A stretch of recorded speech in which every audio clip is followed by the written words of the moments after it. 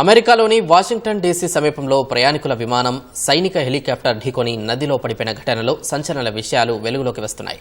ప్రమాదం జరిగిన సమయంలో హెలికాప్టర్ను విమానాన్ని ఒకే కంట్రోలర్ ఏకకాలంలో నియంత్రించినట్లు తెలుస్తోంది. ఎయిర్ ట్రాఫిక్ కంట్రోల్ టవర్లో సిబ్బంది కొరత కూడా ప్రమాదానికి ఓ కారణంగా తెలుస్తోంది. మరోవైపు ఈ ఘటనకు 24 గంటల ముందు కూడా ఇదే తరహాలో ఓ జెట్ హెలికాప్టర్ సమీపంలోకి రాగా ఏటీసీ సిబ్బంది అప్రమత్తతతో ప్రమాదం తప్పినట్లు సమాచారం.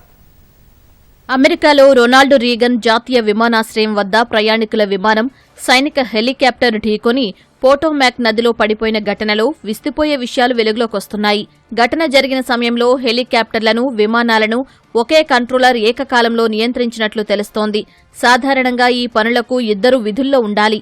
కానీ ఒకరు మాత్రమే ఉన్నారని international preliminary federal aviation administration గుర్తించినట్లు నివేదికలు చెబుతున్నాయి. అయితే ఈ కారణంగానే ప్రమాదం జరిగిందని ఇప్పుడే స్పష్టంగా చెప్పలేమని జాతీయ రవాణా భద్రతా బోర్డు వెల్లడించింది. దర్యాప్తు తర్వాతే ప్రమాదానికి గల ఖచ్చితమైన కారణాలు తెలుస్తాయని పేర్కొంది.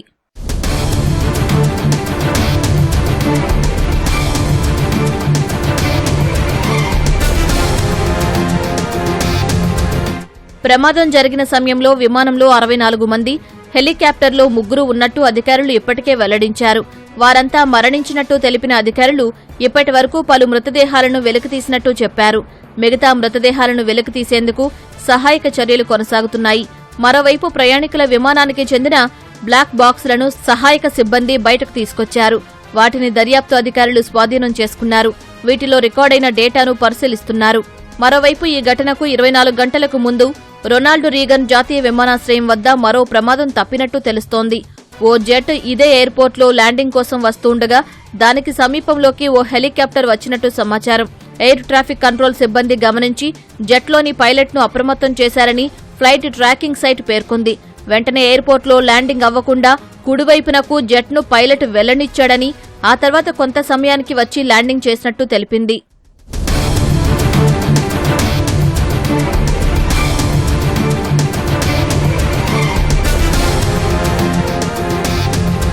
అమెరికా కాలమానం ప్రకారం బుధవారం రాత్రి 9 గంటల సమయంలో వాషింగ్టన్ డీసీ సమీపంలోని రొనాల్డ్ రీగన్ జాతీయ విమానాశ్రయం వద్ద ఓ ప్రయాణికుల విమానం ల్యాండ్ అవుతుండగా సైనిక హెలికాప్టర్ ఢీకొట్టింది.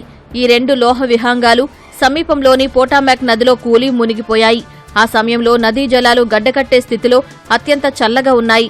అమెరికాలో గత 25 ఏళ్లలో ఎన్నడూ ఇలాంటి విమాన ప్రమాదం జరగలేదు. దీనిపై అధ్యక్షుడు డొనాల్డ్ ట్రంప్ తీవ్ర దిగ్భ్రాంతి వ్యక్తం చేశారు. గతంలో ఒబామా, బైడెన్ ప్రభుత్వాలు విమానయాన రంగంలో సమర్థుల్ని తీసుకోలేకపోయాయని విమర్శించారు.